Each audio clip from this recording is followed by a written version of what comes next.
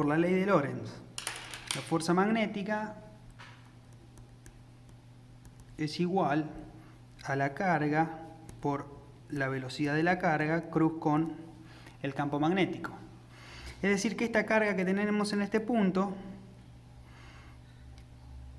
experimentará una fuerza magnética que, si es positiva, tendrá la dirección R negativo, y si es negativa, bueno, tendrá la dirección R positiva. Es decir, el producto B por B da hacia arriba en la dirección de la varilla.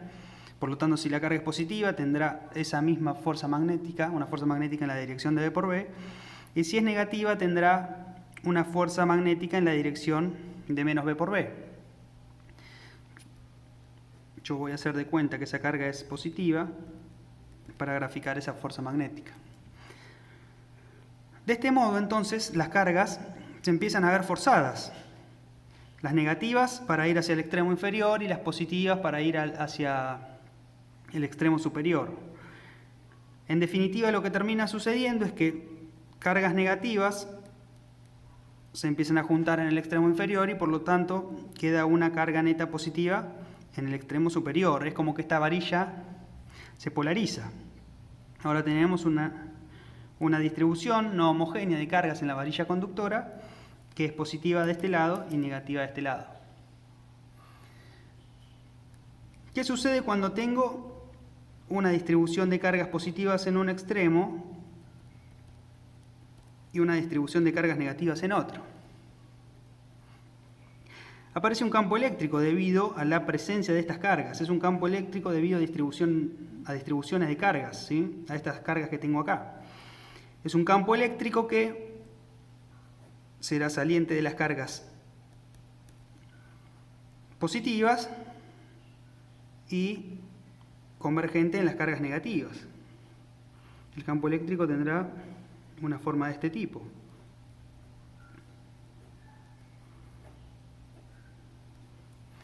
Este campo eléctrico que aparece también en la varilla. Dentro de la varilla también tengo campo eléctrico. Tengo un campo eléctrico que a la carga positiva que yo estaba estudiando, o a una carga positiva que está en el lugar donde yo estaba estudiando a esta, le genera una fuerza eléctrica en sentido opuesto a la fuerza magnética. Tanto es así que este conductor, moviéndose con velocidad angular omega, llega al equilibrio electrostático cuando la sumatoria de fuerzas sobre las cargas es nula, es decir, cuando la fuerza eléctrica anula a la fuerza magnética. Esto se da inmediatamente. Ni bien la varilla se pone a girar, se polariza la barra y la fuerza eléctrica cancela la fuerza magnética. Este proceso que yo menciono, donde las cargas empiezan a moverse y a polarizar a la barra hasta encontrar el equilibrio, sucede en un tiempo que para nosotros es prácticamente despreciable. Pero lo que sí puedo estar seguro, que yo analizando este circuito en equilibrio electrostático, voy a encontrar que en cualquier punto la fuerza eléctrica y la fuerza magnética sumadas dan cero. La fuerza eléctrica más la fuerza magnética se tienen que anular.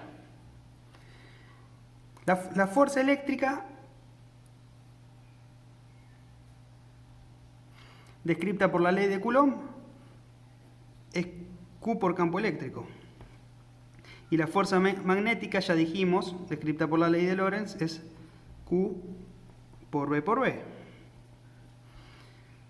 Por lo tanto, encontramos una relación, este campo eléctrico que aparece por mover esta varilla dentro de un campo magnético B, y la velocidad con la que se mueven los puntos materiales de la varilla. ¿Esto qué me dice también? Esto me está diciendo que el campo eléctrico varía a lo largo de la longitud de la varilla, porque todos los puntos de la longitud de la varilla tienen diferente módulo de velocidad, porque cada punto tiene diferente posición en R. Si calculamos cuánto vale la componente radial del vector E en este sistema de referencia, que será función de R, va a ser igual a menos la componente radial de B por B. B por B es un vector con módulo B por B, siendo B el módulo de B y B mayúscula el módulo del campo magnético, pero que tiene una componente radial que es hacia arriba, ¿no es cierto? Dijimos que B por B era hacia arriba. Que hacia arriba tengo los R negativos, es decir, que la componente radial de B por B es menos B por B. Vamos a aclararlo. Entonces la componente radial de B por B. Lo que me da que la componente radial del campo eléctrico es directamente B por B. El módulo de la velocidad dijimos que es igual a omega por la ubicación en la varilla del punto. Esa ubicación la identificamos con R minúscula. Y entonces tengo directamente una expresión para el campo eléctrico en un punto cualquiera de la varilla en función de la velocidad angular de la varilla, la posición del punto en la varilla y el campo magnético. Si a mí lo que me interesa es encontrar entonces la diferencia de potencial entre extremos de la varilla, puedo calcularla por definición teniendo ya descrito el campo eléctrico. La diferencia de potencial, por ejemplo, entre el extremo A y el extremo B de la varilla es igual a menos la integral de campo eléctrico para ir de A hasta B.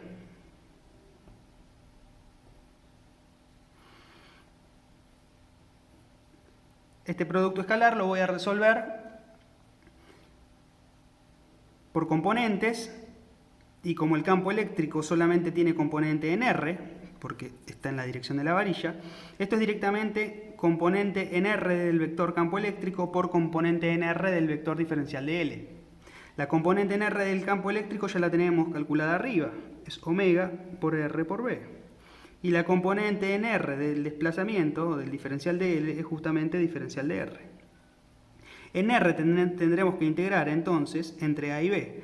La posición en R del punto A es 0 y la posición en R del punto B es la longitud de la varilla. Esto me lleva a una diferencia de potencial entre extremos de menos omega L cuadrado B sobre 2.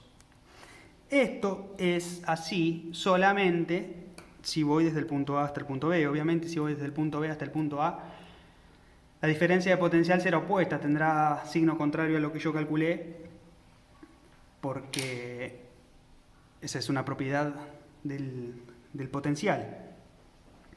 Por otro lado, tengamos en cuenta que este campo eléctrico que aparece, ¿sí? Este campo eléctrico que estudiamos, es un campo que aparece debido a que hay una cierta distribución de carga en la varilla.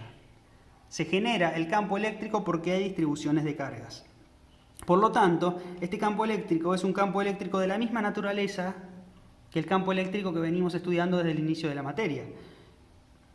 Por lo tanto, tiene todas las mismas propiedades, como por ejemplo ser conservativo y por lo tanto que se puedan estudiar diferencias de potencial, hablar de potencial eléctrico porque el campo eléctrico es conservativo. Ahora, el fenómeno por el cual se da esta polarización de las cargas de la varilla es porque movemos la varilla dentro de una zona con campo magnético que en este caso, bueno, es uniforme y constante en el tiempo. Es decir que este fenómeno hace que se induzca un dipolo en la varilla, ¿sí? Aparece porque muevo la varilla dentro de esta zona con campo magnético, y ese dipolo es el que me genera el campo eléctrico que estoy estudiando. Otro punto que es interesante discutir es que nosotros inicialmente hablábamos de que dentro de conductores no podía haber campo eléctrico en equilibrio electrostático. Resolvimos un montón de problemas diciendo que un conductor es equipotencial y entonces en ese conductor el campo eléctrico tenía que ser nulo en el volumen y perpendicular a la superficie. Y no es lo que estamos viendo en este caso. En este caso, para que esté en equilibrio electrostático, justamente tiene que haber un campo eléctrico. ¿Por qué? Porque ahora sobre las cargas hay fuerzas que antes no estaban. Antes, cuando teníamos todo quieto, las fuerzas eran solamente las eléctricas. Por lo tanto, para que estén en equilibrio las cargas, el campo eléctrico tenía que ser nulo. Pero ahora, donde además de haber fuerzas eléctricas, hay fuerzas magnéticas sobre las cargas, no hay otra solución para llegar al equilibrio. Equilibrio es lo mismo que trabajamos desde física 1, sumatoria de fuerzas es igual a 0. Para lograr equilibrio, entonces, necesito sí o sí que haya un campo eléctrico dentro del conductor.